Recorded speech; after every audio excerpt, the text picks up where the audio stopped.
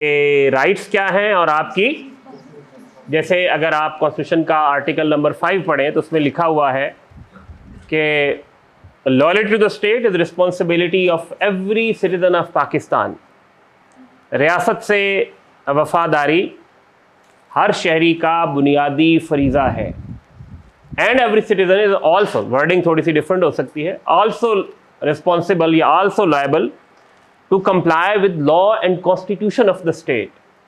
और हर शहरी की ये जिम्मेदारी भी है कि वो रियासत से पहली बात वफादार रहे और रियासत के कानून पे अमल पैरा हो, रियासत के लॉ को कंप्लाई करे। तो ये बतौर सिटीज़न आपकी क्या है बेटा? रिस्पॉन्सिबिलिटी है।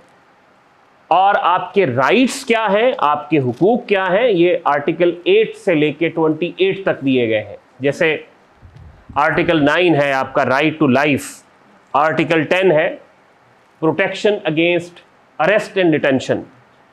मेरी बात सर, फ्रीडम ऑफ स्पीच है, फ्रीडम ऑफ मूवमेंट है, फ्रीडम ऑफ असेंबली है, फ्रीडम ऑफ मूवमेंट है, फ्रीडम ऑफ प्रोफेशन है। आइन आपको ये इख्तियार देता है आर्टिकल 18 कि आप अपनी मर्जी का प्रोफेशन चूज कर सकते हैं।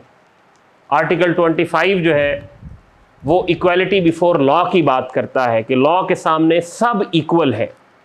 मेरी बात समझ रहे हैं? तो क्या कॉन्स्टिट्यूशन ने बताया कि आपके राइट्स क्या हैं और आपकी रिस्पॉन्सिबिलिटीज क्या है? मुझे एक बात बताएं, अगर फेडरल पब्लिक सर्विस कमीशन एक अनाउंसमेंट कर दे कि इस साल हम CSS का एग्ज़ाम कंडक्ट नहीं करेंगे और जो एलोकेशंस हैं, जो अपॉइंटमेंट्स हैं to the service of Pakistan, वो इस दफ़ा हम पाकिस्तान की 1-2 जो टॉप नॉच यूनिवर्सिटीज़ हैं उनके ग्रेजुएट्स को दे देंगे। मेरी बात समझ रहे हैं? एग्ज़ाम नहीं होगा बल्कि 1-2 जो टॉप ना, जैसे लाहौर में लम्स है, इस्लामाबाद में कौन सी यूनिवर्सिटी है, तो हम इस तरह की 2-3 यूनिवर्सिटीज़ के ग्रेजुएट्स को दे देंगे ऑन आवर ओन डिस्क्रेशन। ठीक है? तो क्या ऐसा पॉसिबल है? क्या ऐसा पॉसिबल है? ऐसा पॉसिबल नहीं है। गवर्नमेंट या किसी भी अथॉरिटी के ऐसे डिसीजन के अगेंस्ट डिटरेंस क्या है? कौन रोकता है गवर्नमेंट को ऐसे authoritative arbitrary decision? Constitution. Constitution जहां आपको रिस्पॉन्सिबिलिटीज देता है वहां आपको क्या देता है? राइट्स भी देता है।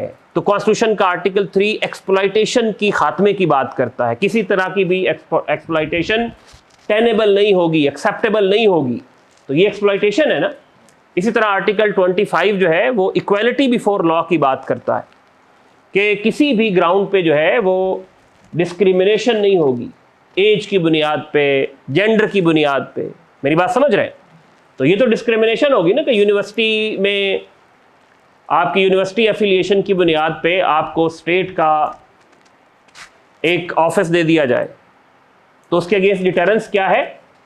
मेरी बात समझ रहे हैं?